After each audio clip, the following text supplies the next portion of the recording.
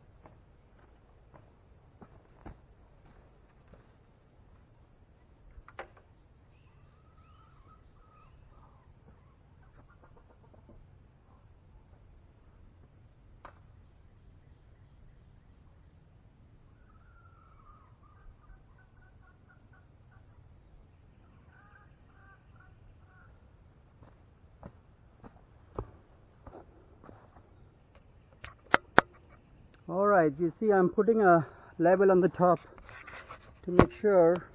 I'll show you closer. Let me take a close-up shot to make sure things are lined up. So you can see the post is there, and to make sure they are both the right depth is you put a little piece of wood on the top and put a level. You see the level is pretty much so accurate. That means the sides are perfectly lined up.